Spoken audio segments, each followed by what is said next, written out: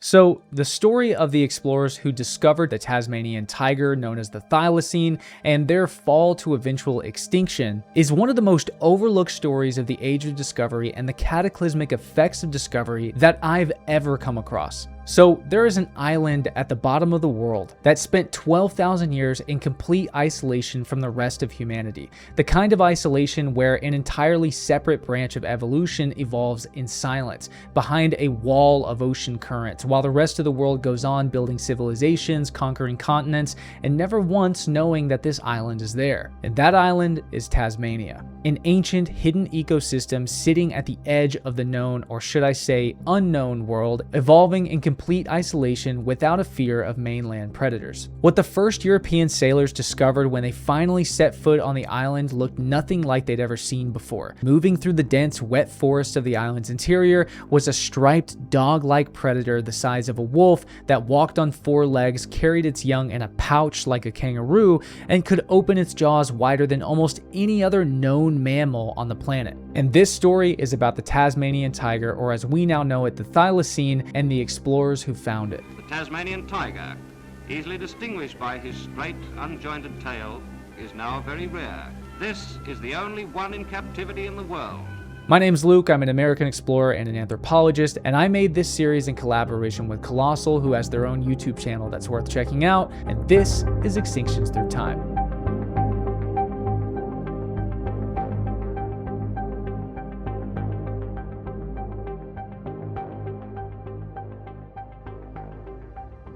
The thylacine, a dog-headed pouched creature, one of the most famous and highly sought after extinct species anywhere on the earth. Many people still believe that they may be roaming the deep, remote wilderness of Tasmania or even Papua New Guinea, as in ancient times the thylacine ranged across the entire Australian continent through Papua New Guinea and down into Tasmania. It wasn't one isolated island creature, it was actually a continent-spanning apex predator that filled the ecological role of a big cat. But what almost never gets mentioned is how the thylacine was connected to the ancient people of these lost worlds long before Europeans ever discovered this quote-unquote second new world. So Aboriginal Australians lived alongside the thylacine for tens of thousands of years, and they left a record of it across hundreds of ancient sites on the continent. In fact, more than 160 depictions of the thylacine have been found across Australia alone, and likely many more could be found potentially off in the most remote wilderness of Australia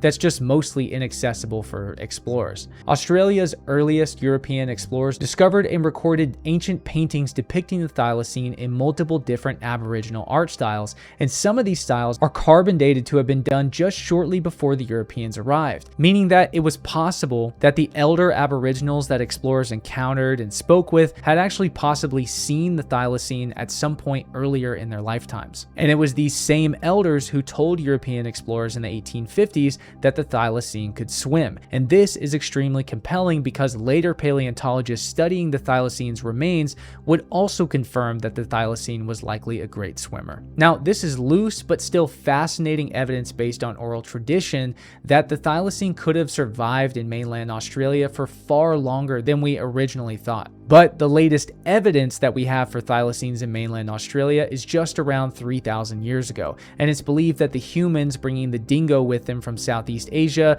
probably upset the order of Australia's natural world and eventually pushed the thylacine to extinction. But where the dingo never reached was Tasmania. By the time European ships started charting the coastline of Tasmania in the 1600s and 1700s, the thylacine was completely hidden to the wider world. Not one European explorer or naturalist had ever seen or heard of one before. The first explorers to encounter evidence of the thylacine occurred in 1642 when Dutch explorer Abel Tasman became the first European to set foot in Tasmania.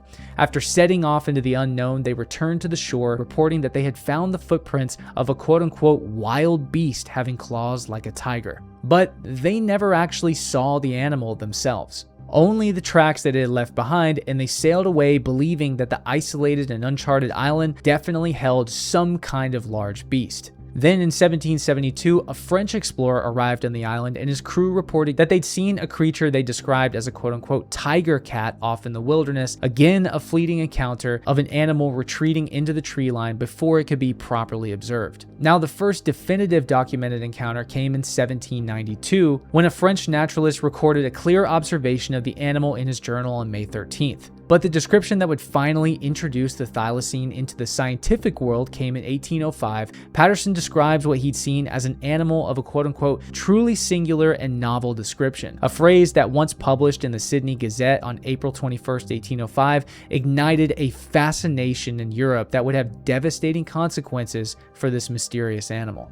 The Sydney Gazette described the creature as resembling, quote-unquote, a hyena, at the same time strongly reminding the observer of the appearance of a low wolf dog. This animal that had existed and dominated the mainland Australian continent for millions upon millions of years was only just now in 1805 being scientifically observed. That's just mind-blowing that an animal could go undetected and undocumented for so long into recorded human history. In 1805, Thomas Jefferson was still in the White House. The Napoleonic Wars were raging across Europe, and the thylacine, which had survived continent-wide habitat shifts, the arrival of the dingo, 50,000 years of coexistence with Aboriginal Australians, was all about to be introduced to something it had never encountered before: industrial-scale, government-sponsored extermination. At the time of British settlement, there were an estimated 5,000 thylacines living in Tasmania, but probably more than that. And within roughly 130 years, they would all be gone. This is one of the darkest and most devastating examples of what happens when a new civilization decides that a native predator is just an inconvenience. European settlers expanding their sheep farms across the Tasmanian landscape began blaming this mysterious Tasmanian tiger for livestock losses, despite growing evidence that wild dogs were actually responsible for these kills. The thylacine was visible, it was strange looking, and it was easy to demonize. And so, as early as 1830, private farming companies began pooling money together to pay hunters a bounty for thylacine skins. The Von Diemen's Land Company established the first formal bounty system, paying out a reward for every animal killed. Then in 1888, they introduced an official government bounty of €1 per full-grown thylacine killed and 10 shillings per pup. The program ran until 1909, 21 years of state-sponsored extermination. By the time the scheme had ended, the government had paid out 2,184 bounties, and it's estimated that at least 3,500 thylacines were killed by hunters between 1830 and the 1920s alone, just 90 years. Beyond the killing, introduced diseases like mange swept through the remaining population, and wild dogs also competed with the thylacine for prey. And if all that wasn't enough, vast swaths of their habitat were steadily being cleared to make room for agriculture. And then the last wild thylacine was shot in 1930. And 6 years later, on September 7th, 1936, just 2 months after the Tasmanian government had finally granted the species a full legal protection, the last known thylacine on Earth died alone in its enclosure. A Tasmanian novelist would later call the animal a quote-unquote lost object of awe, one more symbol of our feckless ignorance and stupidity. There was no announcement, no ceremony. The zookeeper had forgotten to lock the animal inside for the night, and it died of exposure. That is an absolutely brutal story to read. So for decades after 1936, the thylacine only existed in grainy black and white photos and bad footage, and the memory of the people who lived in this second new world that watched the thylacine just disappear and didn't do anything about it. But because the extinction was so recent, the DNA is actually recoverable in ways that ancient Ice Age specimens just aren't.